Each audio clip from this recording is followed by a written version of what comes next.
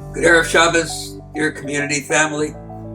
So nice to be back with you after a little hiatus that we had here. And especially appropriate that we come back on this Erev Shabbat. It's a very special day today for so many reasons, and a very special Shabbat as we are approaching it. Today, as you all know, is celebrated the world over as Jerusalem Day, Yom Yerushalayim. A day when the Jewish people, after so many years, were able to attain control over the entire holy city of Jerusalem, the city that contained the Holy of Holies, the city that represented God's presence among Israel and among the world, the city that was the place where every single Jew all around the world had a yearning to participate in. And in 1967, that gift was given to us, and we're able to transverse all aspects of Jerusalem from border to border. As we know, the borders of Jerusalem are the hills that surround it, large space centered by the Temple Mount where the Bet HaMikdash was standing. We also, this Shabbat, are blessing the new month of Sivan, month when God gave the Torah to the Jewish people. Not only are we blessing the month, but on Shabbat we will say a special Haftorah, because Rosh Chodesh, the first day of the month, comes out Saturday night and Sunday. It's called, when Rosh Chodesh comes the day after Shabbat, an extra special power. And of course, this Shabbat will also be a Shabbat that prepares us for the central holiday of the Jewish people in terms of their chosenness, in terms of their allegiance and covenant with God, the holiday of Revelation.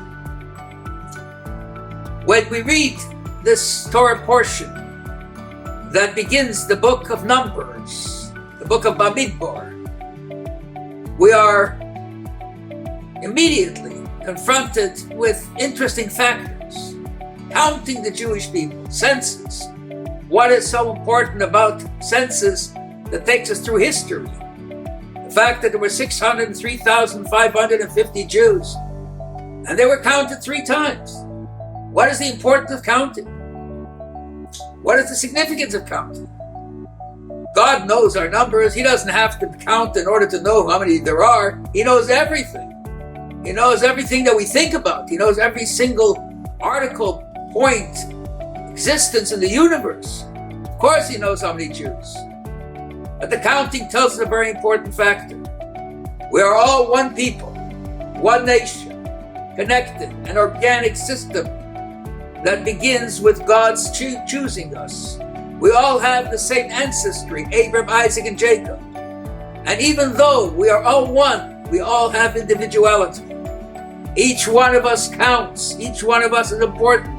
Each one of our perspectives is significant. No 2 people have the same mission in this world, and we are part of that. So together with the unity and the individuality comes a sense of togetherness. One of the most important factors in order for the Jewish people to receive the Torah, it says, and they came facing the mountain in the singular. All the people, there were 3 million people, yet it says, and he came in the singular. And our rabbis tell us, why does he talk in the singular instead of the plural? Because all the Jews were together like one person with one heart. There was unity. There was togetherness.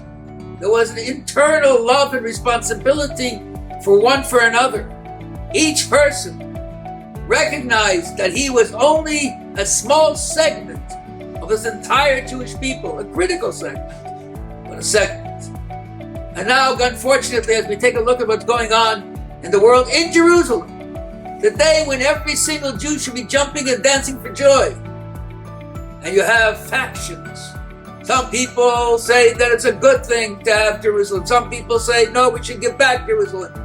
Who says that? We, the Jewish people. The critical factor today in our society, the critical element that each one of us has to take seriously, is the fact that we have to get rid of the empty foolishness and hatreds, the jealousies, the inability to accept another human being and to understand their perspective, the fact that each person has value, and to look at them that way. And if we take a look at a fellow Jew, and we know that when we hate him, we hate ourselves, it takes on a whole different perspective. And so, dear friends, we are here in a community that's a very special place, together as a community.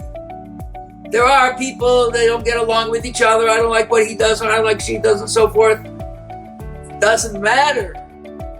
Most people, after not talking to each other for 15 years, I experience it with people. I ask them, after not talking to each other for 15 years, brothers, family members, I ask them, why did it happen? Why are you not talking to each other? They didn't even know why. Imagine. That's the nature of the human, unfortunately. And therefore we must change that. As we come to the giving of the Torah, it's an opportunity. Let's just take hold of each other and know that we are one. And as one, there's nothing that can overcome us, because the one Jewish people are connected to the one God, connected to the one Torah, connected to the one Holy Land, in such a way that oneness is the most powerful factor that we can have in continuing our eternal trip through history until the coming of Mashiach. Shabbat Shalom.